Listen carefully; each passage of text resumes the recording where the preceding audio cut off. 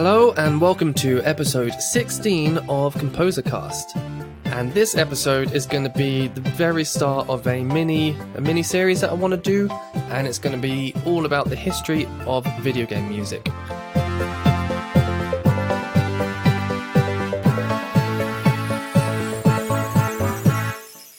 So I'm going right back to where it all started with home consoles, and I'm going to talk about the 2600, the Atari. It was released in 1977.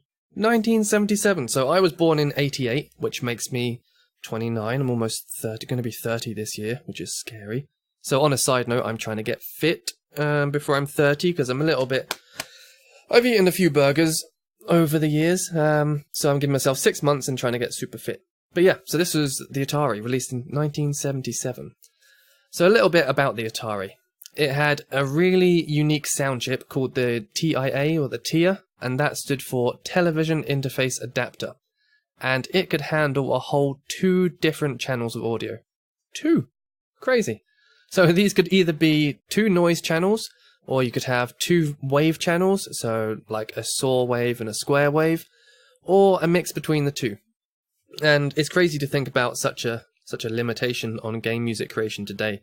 Like today you've got 7.1 surround sound, you can download a game, it could be 100 gigabytes. I mean, that's a bit large, but I think like GTA was 50 gig.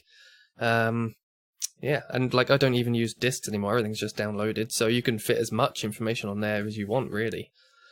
Yeah, so back in the day, composers, they had the choice of what channel they wanted to use. So a common setup on the Atari would be to switch between the bass and the melody on the wave channel.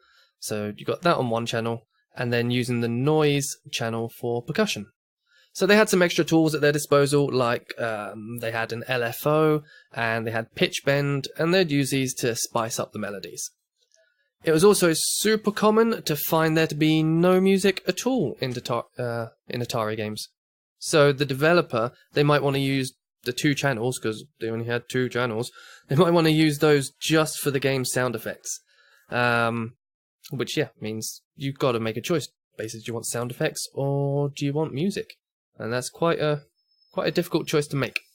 So an interesting thing about the TIA sound chip is that it actually varied in pitch and playback speed between the NTSC and the PAL versions. So if you were to put two consoles together, the NTSC and the PAL, put them next to each other and play exactly the same game, they would sound very out of tune with each other. The other interesting thing, the Atari had memory limitations, so it couldn't handle loops of music longer than about 30 seconds. So that's another limitation to put on the composer. So you're saying, right, you've only got maximum of 2 channels, and then you're saying, and the loop that you're doing, we can only handle about 30 seconds of music.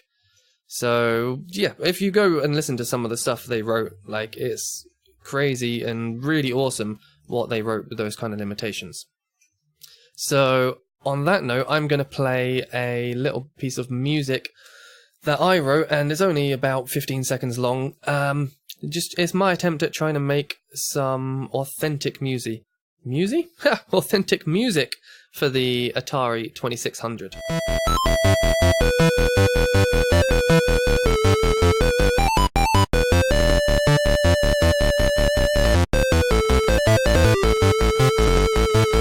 So, there you go. 15 seconds worth of beeps. So yeah, I tried to stick to the limitations, no more than 30 seconds, and just have the 2 channels, so you got the noise channel and the wave channel. Yeah, one thing I noticed while listening to some Atari music was how out of tune a lot of it sounded. So not just like one console next to the other, but how out of tune just one piece of music would sound. And I did a bit of research, and apparently this is due to the sounds it can play being evenly spaced frequencies. So most of those don't actually correspond to real life notes, so they're always a few cents off. Trying to think the easiest way to describe it, maybe if you're a guitarist or something. So if you look at your tuner and you've got something, it says that one's E and that one's A, and they're both there in tune, like the dial's right in the middle. Well, the E might be in tune, but on the Atari, the A might be a little bit too high or a little bit too low. And that combined across the whole spectrum of notes that you can play It makes the whole thing sound, yeah, quite out of tune. So the music in the game, so I came across this game, Gyrus, or Gyrus, it's Gyrus. So the music in this game, I think it does a really good job of still sounding in tune compared to some other titles that I heard. And I think it made a bold statement at the time for being a game that dared to reproduce music by Bach, which is crazy. So it was the fugue in D minor, and yeah, I think people were quite sort of what's the word? Quite amazed, maybe shocked that a video game would dare touch a classical composer's music like that.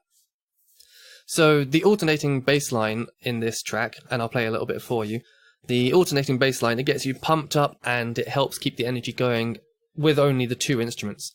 And when the bass line slows down at around the 1 minute 10 second mark, the melody speeds up dramatically, and that kind of keeps us interested before changing it up for a more relaxed duet outro. So I'll play a little bit of this for you, and yeah, I think that kind of covers everything that I want to cover about the Atari 2600. So yeah, I'll leave you with this track, and I hope you've enjoyed this episode, and I'll be recording some more. I think the next console I'll look at is the Nintendo Entertainment System, and then the one after that I'll have a look at the SNES, because the SNES for me was the first console that I got. I think actually I need to throw the Commodore in there somewhere, don't I? Yeah, we'll do maybe Commodore, NES, SNES. But the SNES for me was the first console that I got, that I played with, that I spent hours with. So that for me is that's my actual childhood. So we'll do that one next. So I will leave you with the music from the game Gyrus on the Atari 2600.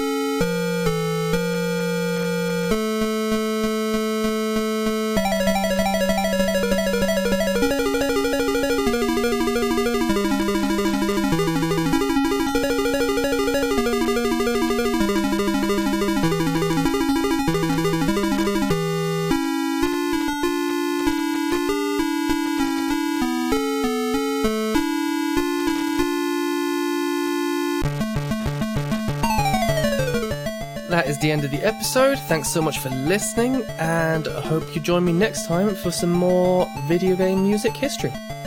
Bye!